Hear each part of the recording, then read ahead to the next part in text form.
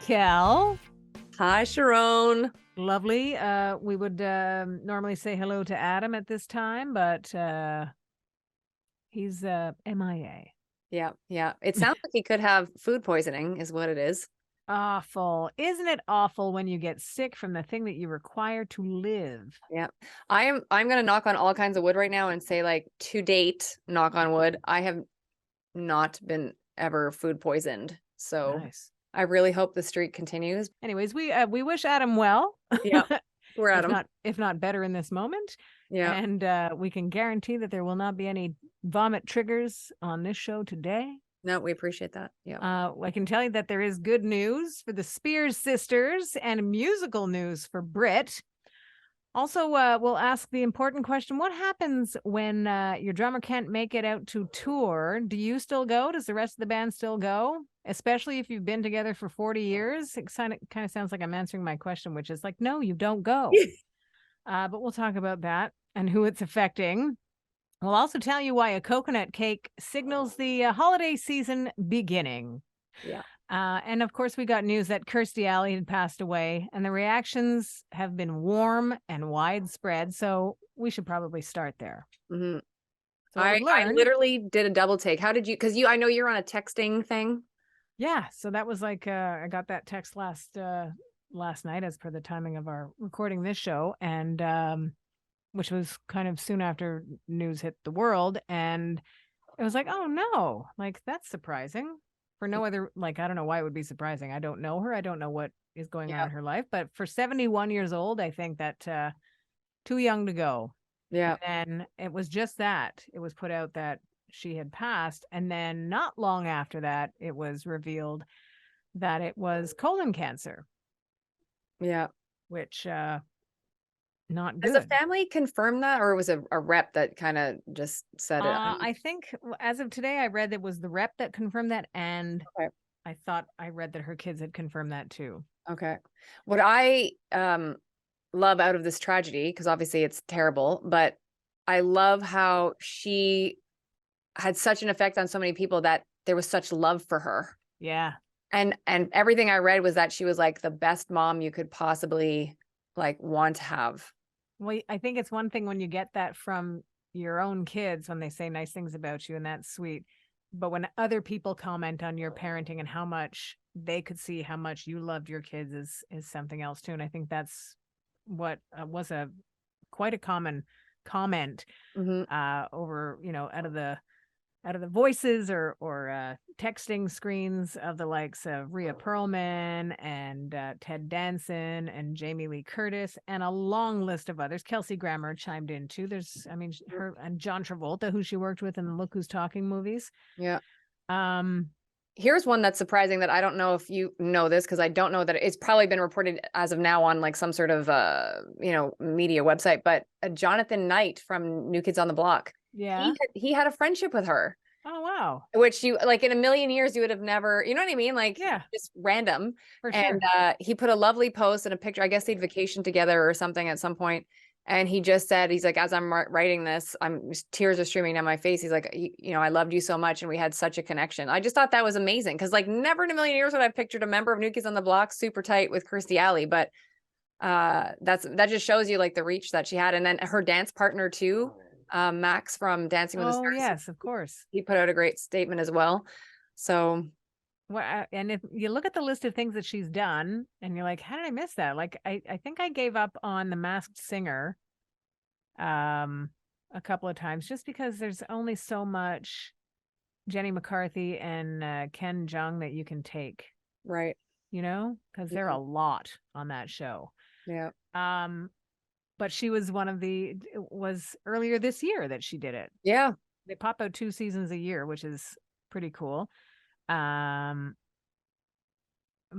so I thought that was really cool that she did that. And what was the other thing? Celebrity Big Brother. Yeah. Was that overseas? I missed. I think it was, did she do it in England or something? Because I think the guy, she came in second place or something. And I felt like the winner was a Brit guy. I think it was. Would she have?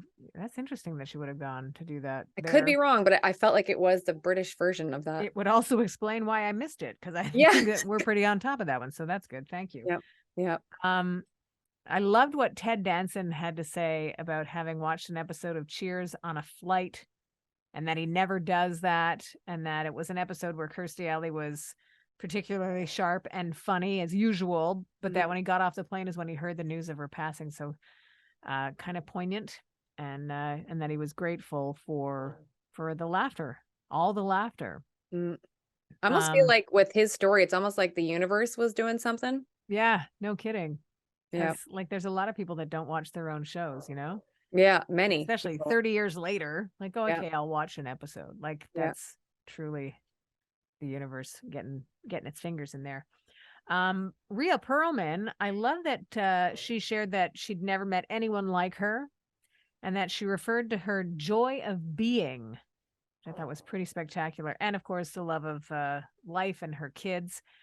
And as far as her kids go, the quote was, as iconic as she was on screen, she was even more amazing, an even more amazing mother and grandmother. And I also liked Rhea's part in her post about how Kirstie would have these parties and then make sure all the crew was invited. Like that speaks to you. Like that speaks to you when you know that a star on a show wants to make sure that the crew feels like you're not just inviting the cast or the higher ups, you know? Yeah, totally.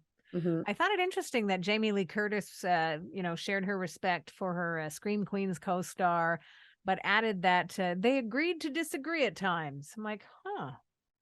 Interesting that you would include that, you know, but I mean, it does point to the idea that you can share different. Well, I think it's probably, and it probably has to do with the Trump thing, right? I would imagine. Probably. Yeah.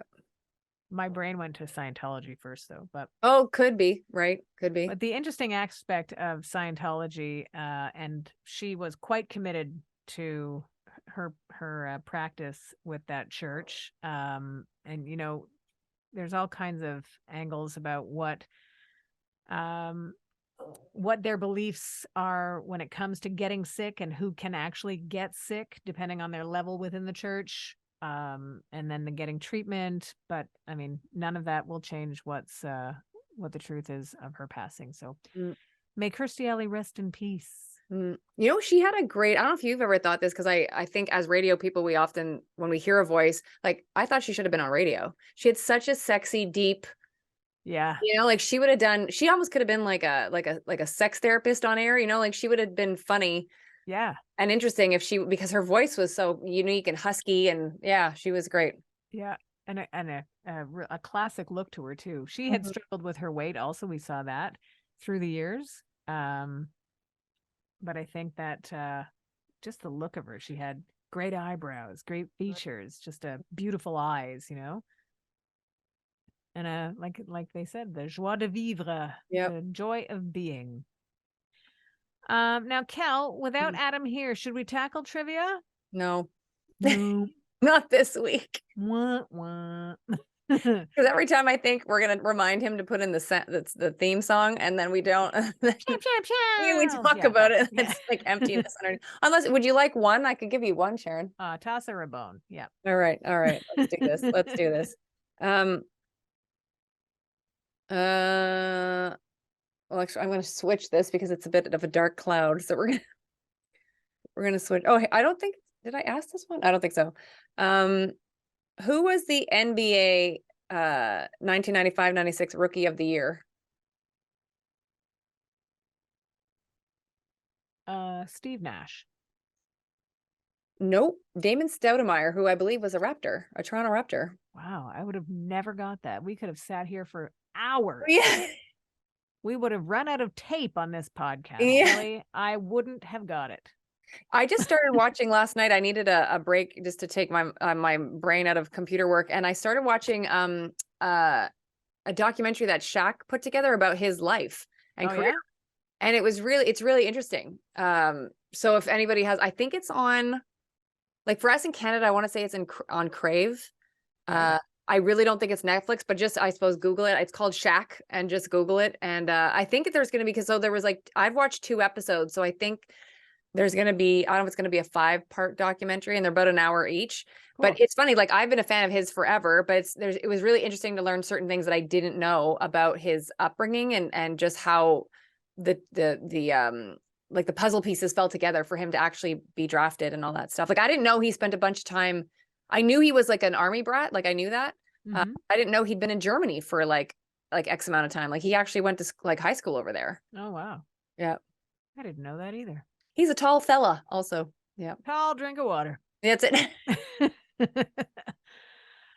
So we were talking about a little bit before about, when your drummer can't make it out to tour, do you still go? And that's the situation for U2 at this moment. And I don't know that they've got things booked necessarily hard and fast, but aside from the fact that Larry Mullen Jr. is looking to heal his broken body and get surgery and then take the time it takes to just sort of get better and, be in a position to you make a decision after that point. But there's all kinds of talk about what's going to happen. And I'm like, I don't think you go. I think it's okay if you don't go. Because I don't, if I don't know, like there's never been a change in their lineup. Yep. So why would you go? Well, that's what especially because like it's not like they've unlike I mean I don't follow U2 religiously, but I don't know that there's a new album coming. So like why? Yeah, like I think they might have been working on an album, but still. I know he is. Remember we talked about his memoir? I can't remember if it's out yet though. Maybe it came out in November. Remember Bono had a memoir, and then there was like a. Yes, I think. Well, that is out because I think he was in Toronto doing press for that. Right. And I think he has. Remember, he was going to do some spot dates. I think on that, like as a solo artist. Yeah. Yeah. So and I mean, the other guys could go into the studio and work on stuff, but yeah, I don't know that you would like. It's one thing if you're in the middle of the tour and something happens, and then you have to, you need to finish. You need to finish. The show goes on, but knowing that like you don't need to start this because he needs some time to heal. Especially such an iconic band as U2, right? So and weren't they supposed to be doing something in Vegas? Wasn't that a thing? Maybe this is when we're really missing Adam and his Google skills. Yeah, because I'm on Google right now just to be How are sure. you? Okay, great. And I think that they were, from what I can quickly see, they're looking at targeting end of 2023 for new music. Okay, which ultimately would give Larry Mullen Jr. time to. Yeah. Do whatever he has to do. He could he still play in studio? Like, could he do studio sessions, or is that too much too? I don't know. I don't think that was mentioned in the article. I don't know either. Yeah. You should fill in, Sharon. I should fill in. It'll be the same drum beat for the whole album. Boom, da, boom, boom, da, boom, boom, da. And if I can't do it, Kelly, you should do it with your new drum set. I should get on that. Yeah. Yeah. How's that going? It's I'm actually hoping to get back to it because I was when I was in charge of the Huskies, no time. And it was funny because that was a time that I had even said to myself, I'm like, when Elaine is gone, I can make as much racket as I want to. And, because she's actually very concerned about the drumming. She's like, you're going to give me like problems, like because of the noise. And I'm like, I can't hear you. Yeah, exactly. So I had all these thoughts like, oh, I'm going to take like half an hour in the morning and half an hour at night. And so busy with the farm and radio and the Huskies. Nope. So my hope is to get back to it. And then I was super busy with this live stream that we just did. So I also had no time, but now I'm hoping. Well, yeah, we'll talk about that live stream in a bit. I want to wrap up the U2 thing just nicely with a bow because it's the holidays. Yeah. But they were feted at the Kennedy Center Honors, which we will get to see on the 28th of December on the television. And an impressive show of respect and support from U.S. President Joe Biden, who said that the music of these four Irish men had done more to unite people than anything else that they could offer, but pointed to one song in particular where he said, and I quote, "At a moment, we would do well to remember when there is too much hate, too much division, and too much anger, and quite frankly, around the world, as U2's song goes, we are one, we are not the same, we get to carry each other," end quote. That's a guy who's got his finger on the pulse of the right things, I think. Yeah. And so the Kennedy Center Honors, like I said, we'll get to see at the end of December. U2 will be honored there. And we'll keep you posted as to what's going to happen with the tour and a new album from them. And quick shout out to George Clooney, who's a part of this class of Kennedy Center honorees. Yeah. And, Gladys Knight, right? I think was in there as well. And Amy Grant. Oh man, it's just going to be so good. Gladys Knight looks like she's 40. No kidding. She looks absolutely stunning. You know what? I think she's just like a classic, Mm. loves to sing, loves to be out there. I got to see her in Vegas quite a few years ago. Oh my God, I would have paid money to see that. Yeah. I did pay money because that's what Okay. you had to do when you bought a ticket. Right. I thought you might have snuck in backstage, Sharon. No, it was really cool. And it was her and her brother. So it was Oh, no Gladys Knight. pips? Well, the one pip because Oh, the one pip? Yeah. Gladys and the one and pip. the pip. Super cool. So let's talk about your live stream. Yeah. Yeah. How about that? It was, I can't even tell you the amount of like stress leading up, which I was managing, but just knowing that, you know, it was a big deal for all the Janet fans and I wanted to do the best job we possibly could. So it was just amazing to have, you know, 6 of the original Velvet Rope dancers join us to celebrate the 25th anniversary of Janet's album. And I was able to surprise them with the appearance of the recent Rock and Roll Hall of Fame inductee, Mr. Jimmy Jam. Isn't that amazing? It was amazing. And he was so gracious and sweet. And at one point he actually said to everybody, he's like, I want to show you something. And he held up his Rock and Roll Hall of Fame trophy and our award, I should say. Trophy doesn't sound epic enough. And he thanked all the dancers, saying that you all played a part in me receiving this with Terry. Amazing. Amazing. And he actually texted Tina as well, by the way, earlier, Tina Landon, to let her know that he really believes she played a part because she had done like 3 of his albums or whatever, you know, to help bring life to it. So I thought that was great. And then what was a surprise for all of us is while we were on the live stream, he actually texted Janet Jackson. And so she answered back and wished us all well for doing the live stream in honor of the album and the tour. So I thought that was really cool. So close. So close.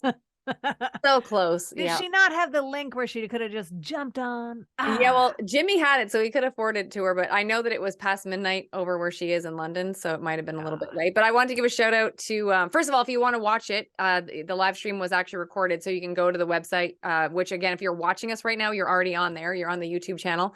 Yeah. So just click under the live banner and it'll be the first thing you see. It'll say Velvet Rope 25 live stream. If you're listening to us, yes, go to youtube.com and then type in Kelly Alexander Show, and again, you'll find it. And then just a big thank you to all the fans that tuned in, because Ginger Bear joined us from New Zealand, which was great, and sent a message. And so like I was doing it Sunday night, and that would have been like noon-ish or 1 p.m.-ish his time. So I think he took some of his lunch break to join us. Oh, cool. And then Rachel tuned in, I believe the next day, like she watched the replay.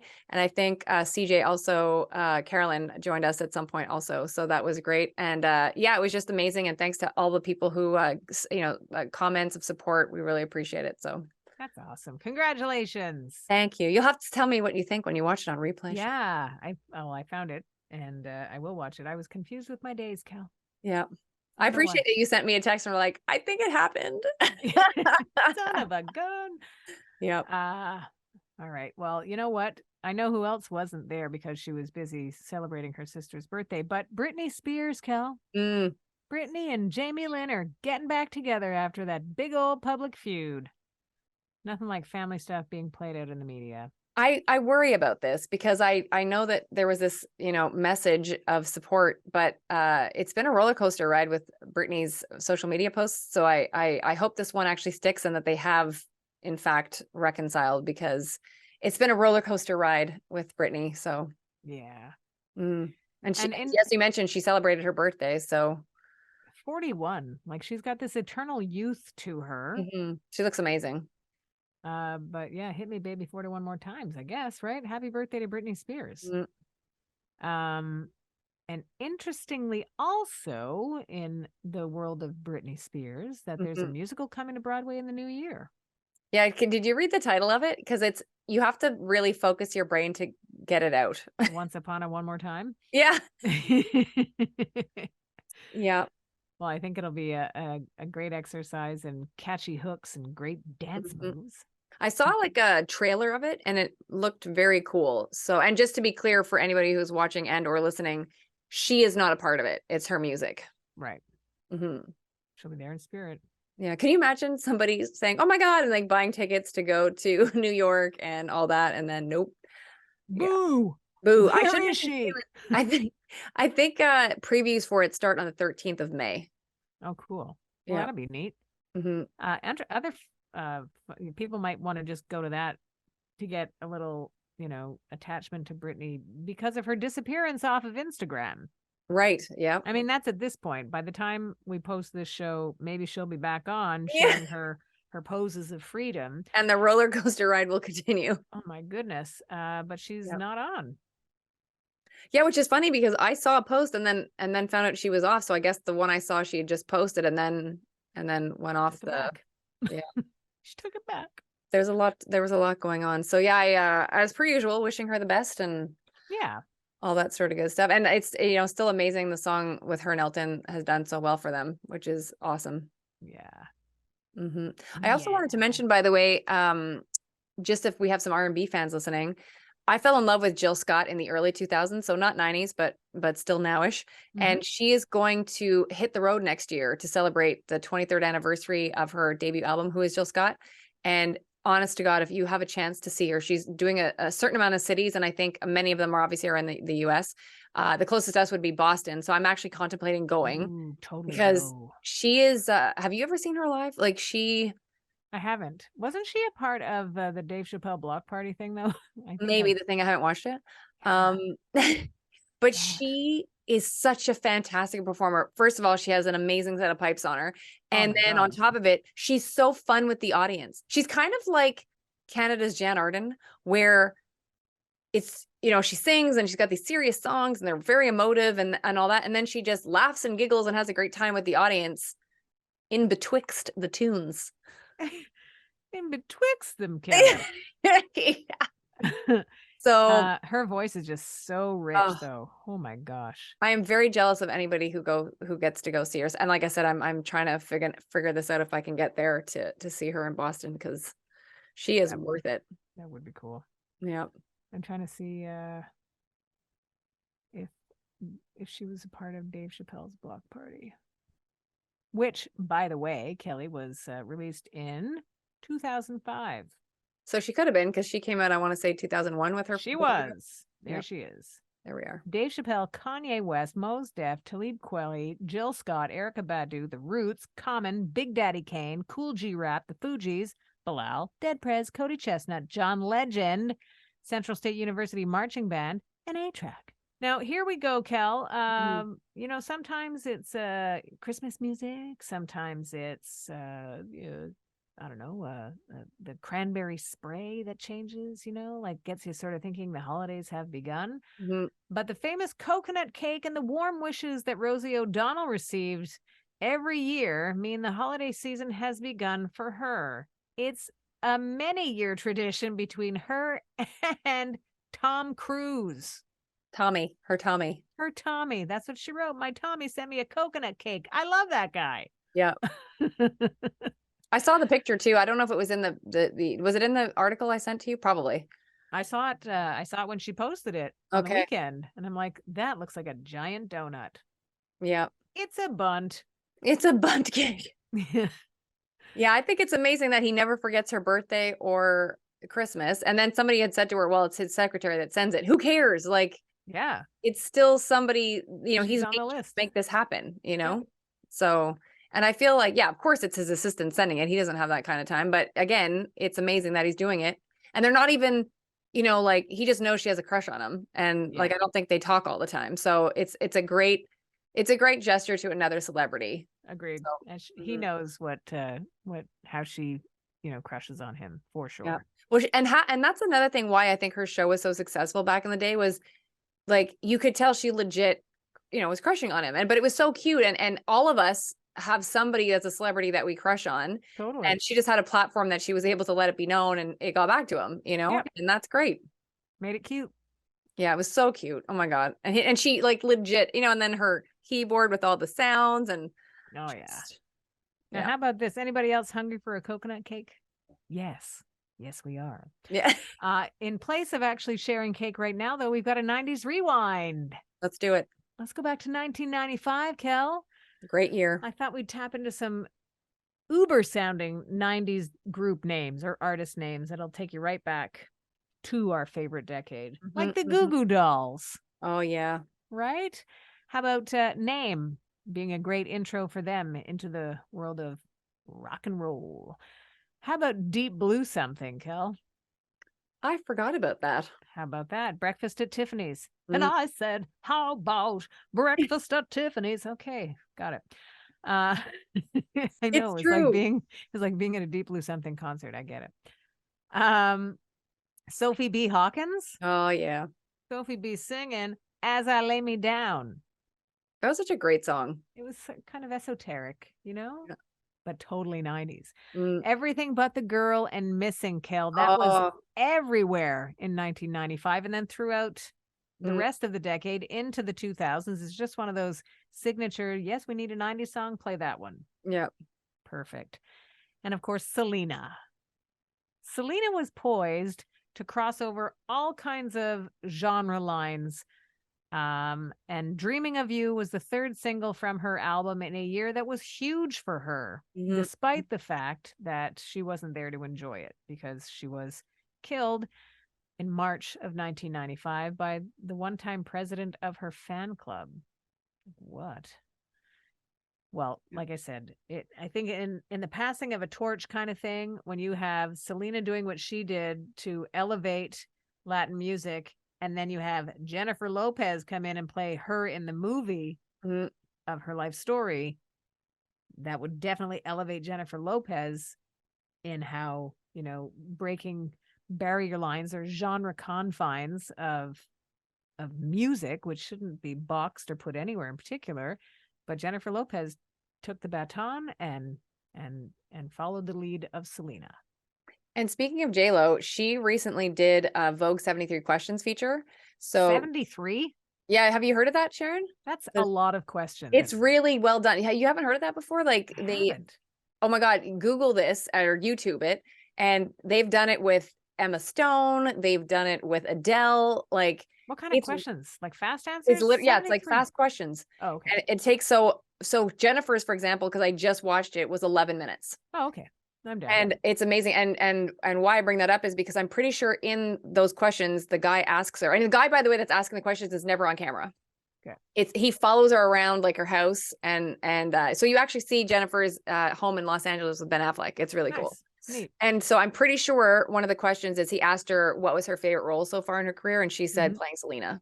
Oh, wow. Yeah. So definitely watch it. It was really great. And yeah, you just get a lot of like tidbits about, like he was asking her, what's your favorite holiday? Like all these just quick, fun things. And she happened to mention too, like what she would call her memoir. If she had one, it would be called Dance Again.